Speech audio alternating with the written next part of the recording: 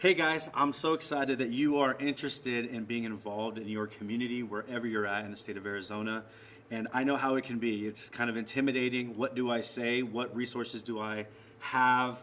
And how do I do this? And I've been there and I've done that. And I just want to give you some stories and some advice and some steps on the best practices and how to really be involved in your community. And so there's three areas that I want to talk about. One is your schools. Number two is nonprofits that are surrounding you. And number three is your city or any type of government situation you have, municipal organizations around you. And so first off, I want to talk about is nonprofits. And it can be really intimidating to look at an organization who's been around for 50 years, 20 years, doing what they do, and wonder how can we as a church or even a youth group help these people. And I decided a long time ago that I wasn't going to try to duplicate services. And I think what's best is for us as a youth ministry to find ways for our young people to serve not just our mission and our goals and our passions, but to serve the missions of organizations that are surrounding us. And so what we did is here in Wickenburg, we have an organization called New Life Pregnancy Center. And when my son was about to be born, we wanted to make sure we were being the best parents possible. And so we tried to find a place for him to get his car seat checked, and there was nothing in our town. And so I decided really quick that a way that we can make an impact, even as a youth group or as myself, to our town is that I went to go get certified. And that sounds really strange, but I'm a certified technician now. And the way that was able to be a resource for our youth ministry and our church and our town was we were able to put on events. And this last Saturday, we had an event where we were able to give out 40 car seats. And while parents were learning, we were investing into their youth and investing into the children.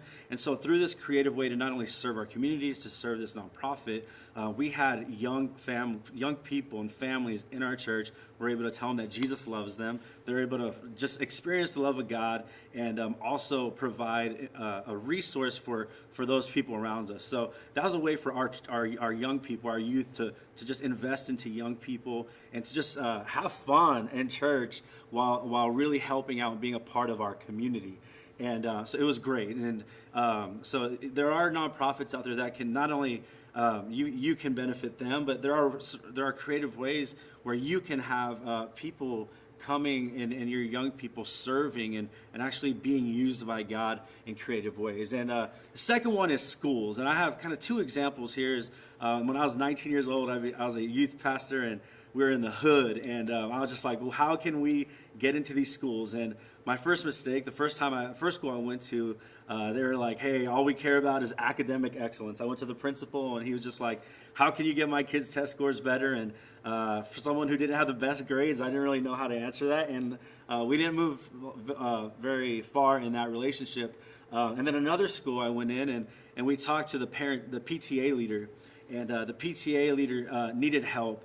And she just really had, academic excellence is great for her, but her passion was for young people and developing them.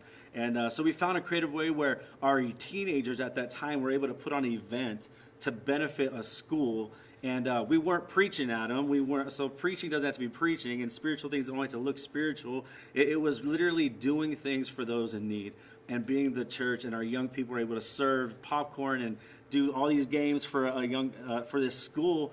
And the result of it was we were able to raise money for this the whole fifth grade class to go to science camp, all expenses paid. And so through that, we saw a partnership happen where our youth ministry ended up being named like Partnership of the Year of the Creighton School District. And it was crazy and wild, but our young people were the ones who pushed that and moved that, and we were able to create partnership from there on out. Now, I must say that partnership began with us setting up chairs and stacking tables and doing things like that. And we never got to preach at them, but there was a true partnership in that community through our young people finding a need and finding a way to help other people.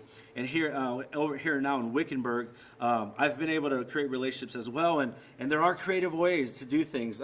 One thing that I do is I DJ the dances, and for some old school AG people, they might get a little upset about that part, but I DJ the dances, and the cool thing is, there's not going to be any dirty music because there's a youth pastor filtering through. But we're able to be there with young people and play music and have fun and have someone come in, be a photographer for them, and just do fun things like that. We're at lunches, we go play music. You know, every church usually has a sound system, and working with people in the school to find ways that you can kind of boost morale a little bit is a way that we're able to get in and really serve the community. And now we have the counselors asking us, hey, we've had a good relationship over the last few years. We want you in the classroom. And so these relationships begin to build and mount up. And I'd say the key thing for the schools is to find someone who's passionate for students. Not just passionate for grades, not just passionate for just cool uniforms or money, but literally find someone who all they care about, if they got paid or not, was to see students excel in life, in their future marriages, in their family, in education and careers. Find that person in your community, in your schools, that can truly, truly help. And I promise you, if you go and prayed up and ready and find people that have heart to heart and they care about students as much as you do, that a relationship will begin to build. And how it will end up, not sure. But truly, if you're looking for relationships in the schools, find someone who cares about those kids as much as you do. And lastly, in the municipal area with towns, a lot of times they have paperwork galore and how to figure things out and liability things. But just simple things like, how can I help you? And you'll be surprised at what are ways we can help. You can help the cities, help people who are too old to clean up their yards, or they have park renovation times and things like that, where your young people can literally be used, and not just to be seen as your youth group and branded out there, but literally how they can choose a pattern of life to serve their community, to not just see people come to the church, but that they can learn early to transform their neighborhoods by just loving on people and serving them. The best way to get involved with anybody, any relationship, is just come serving. Man, I don't get to preach at the school a lot. I don't get to preach at the town stuff a lot. I don't get to preach at things a lot. But as a youth group, we get to serve, and we get to just really show who Jesus is in our community. And so if you're scared about it, you're a little nervous, you're a little worried about moving forward and building relationships in your community, I just want to say there's no shortcuts into prayer. So make sure you're prayed up. Make sure you have a plan going in, and really just be flexible and serve your community, serve your schools, serve the organizations around you, because the church and our youth group are like the best base of volunteers in the whole entire world. And like I said, it doesn't have to look spiritual. It doesn't have to be preachy or altar or worship to be spiritual. We can help those in need. We can be there for those people around. And your young people, most of the time, can do it a lot better than us.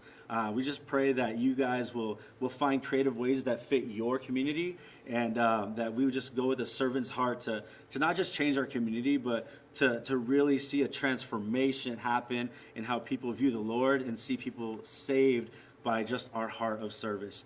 God bless you guys. Arizona, let's continue to do a great work in this state.